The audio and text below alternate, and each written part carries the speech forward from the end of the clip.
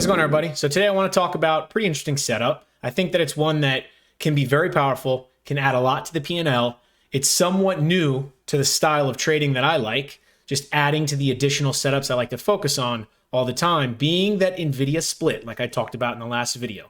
The market is changing just a little bit. I don't think that it's smart to just only be an options scalper. Being able to trade shares, options, even trading names that are in play that are outside of the core group of the same 5 or 6, I think that's a smart thing to do, because with the NVIDIA split, it's just not going to trade that great, or if there are setups, they're not going to be as powerful and crazy like they were before, where you can hop on board with a couple contracts and make a ton of money.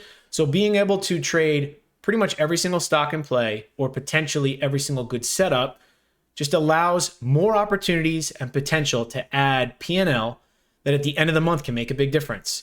So as far as some of the setups that I am looking for, it's going to be tight consolidation daily range breaks. So starting from daily chart first, not getting so caught up and just focusing on a 2-minute chart and just waking up and saying, all right, I'm going to trade Microsoft today simply just because the market's open. You're going to get chopped up.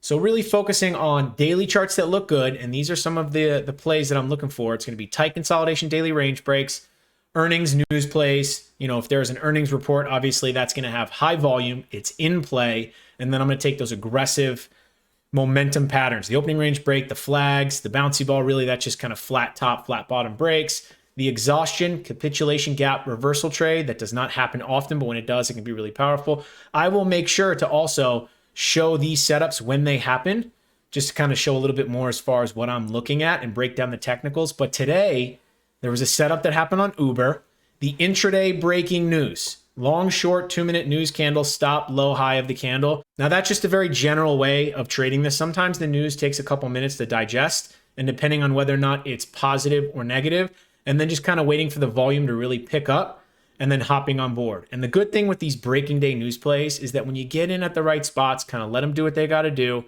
focus at the right level, you can be in the money almost instantly. And it's that very quick hit of volatility where you get the volume spike, the stock starts moving one way really quick, and it's basically just hopping on board, getting a pretty nice move, and it can be very fast. Sometimes it's only holding for just a minute, 2 minutes, but that you can get that really big move incredibly quickly, and that's the alpha. And that's what we're looking for every single day. And Uber gave a great setup, so I just want to go over the technicals and how I traded it. Now, first, let's talk about how I even came across this play. This wasn't just I randomly came across Uber and saw that it started to fall. I actually decided to subscribe to the Benzinga Squawk, which is the guy who's saying real-time breaking news throughout the overall market.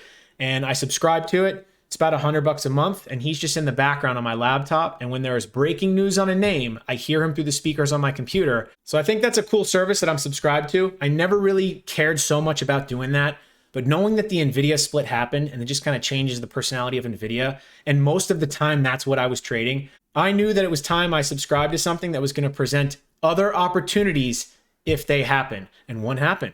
This is a pretty interesting situation.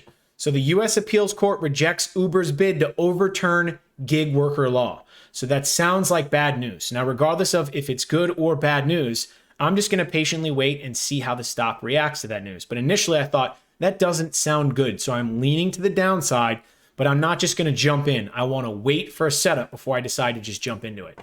So Uber was trading pretty sideways most of the day, and this was the news candle. So it had a little bit of a pop, sold off, and it was still trying to figure out what it wanted to do. And then the next candle went for highs again, and then look at this wick, failing to move higher. So really, I was just looking at the range break, because this went sideways for the whole day. And I was thinking that, hey, if this gets below 68.80, that would be not only a news catalyst, but you have elevated volume. Volume is important as a trader. So you got the elevated volume, you have the negative news catalyst, you have the wicks to the upside, potentially catching some people off sides, and then you get the drop.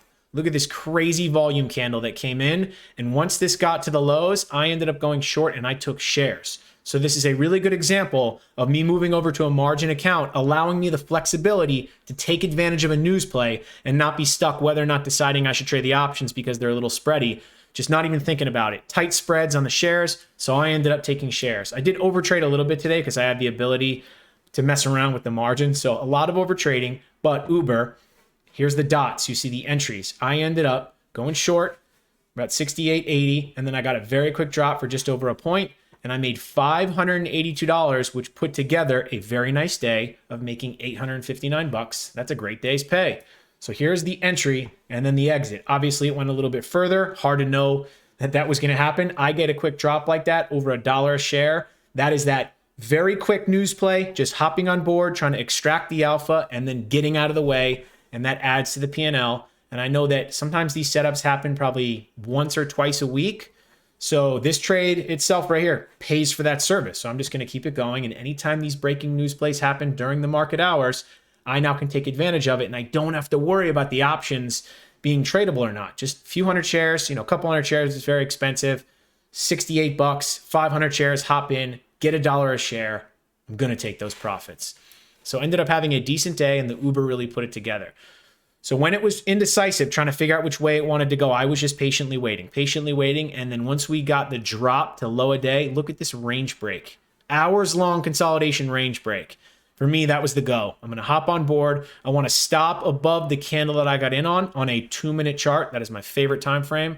So right around 69.20. So not a whole lot of risk. And then we get the drop and immediately in the money.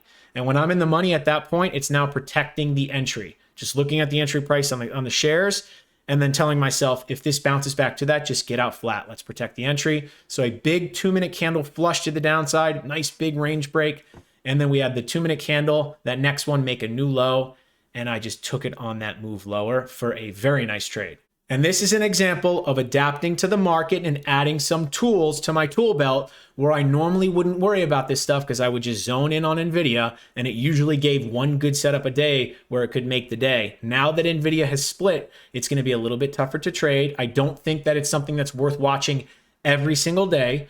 So that being the case, I need to be a lot more picky about what I trade and when I trade it. And also make sure to subscribe to something that's going to present other opportunities to me, like Uber today. This was a breaking news play.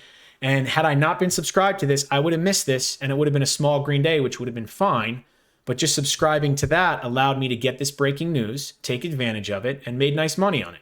And these are the kind of things I want to make sure to take advantage of every single month when they happen. Some months are going to be slower just because there's not a lot of news. And then if there is one where that news really picks up, I want to make sure I hear it because that could be a big difference at the end of the month when it comes to P&L.